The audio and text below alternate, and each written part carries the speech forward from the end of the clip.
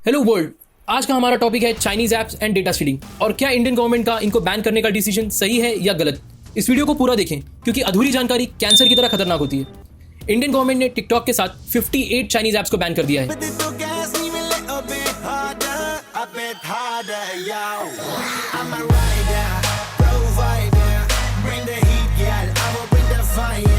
इस न्यूज से TikTok users बहुत दुखी हुए और हल्ला मचाने लग गए। लेकिन क्या ये करना जरूरी था? क्या इससे वाकई में बॉयकॉट चाइना मूवमेंट में मदद मिलेगी? इससे वाकई में हम चाइना को हरा पाएंगे? जी हाँ, इस बैन से टिकटॉक की पेरेंट कंपनी बाइटडांस को $6 बिलियन का लॉस हुआ है, यानी 45,000 करोड़।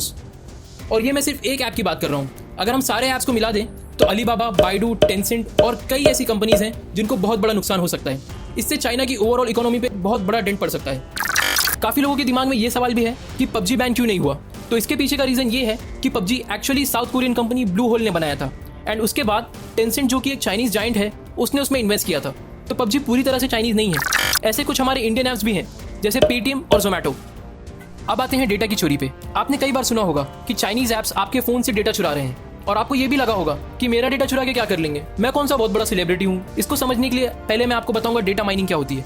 आपने नोटिस किया होगा कई बार आप एक प्रोडक्ट सर्च करते हैं और फिर वो प्रोडक्ट आपको हर जगह दिखने लगता है। ये डेटा माइनिंग का बेस्ट एग्जांपल है। डेटा माइनिंग में कंपनीज आपकी सर्च हिस्ट्री और आपकी इंटरनेट ब्राउजिंग हिस्ट्री को स्टडी करती है और आपको उस हिसाब से एड्स दिखाती है।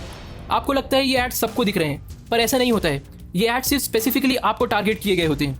अब ये तो एडवर्टीजमेंट्स में हुआ, लेकिन जब पॉलिटिकल पार्टीज इसका यूज करती हैं तो ये और भी खतरनाक हो जाता है।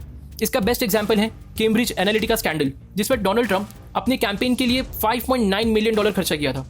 इसमें ये लोग यूजर्स की सर्च हिस्ट्री को स्टडी करते थे और फिर उनको मैनिपुलेटिव पोस्ट दिखाते थे, जैसे ब्लैक क्रिमिनल्स होते हैं और मैक्सिकन ड्रग्स बेचते हैं। अब आप एक दो पोस्ट तो इग्नोर कर दोगे, बट अगर 10-15 पोस्ट देखोगे तो आपको भी लगेगा हाँ यार कुछ तो गड़बड़ है, और फिर आपको ट्रंप की बात सही लगने लगेगी।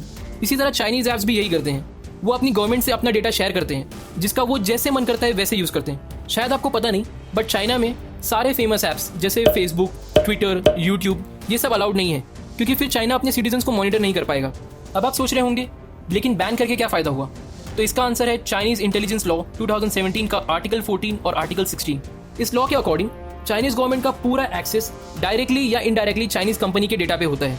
इन्हीं लॉस की वजह से यूएस और ऑस्ट्रेलिया ने हुआवे को बैन कर दिया था। इनफैक्ट बैन इतना सीरियस था कि गूगल ने हुआवे के डिवाइसेस से अपने एंड्रॉइड ऑपरेटिंग सिस्टम को हटा दिया था। इसका मतलब हुआवे के डिवाइसेस पे एंड्रॉइड ओएस कभी नहीं होगा।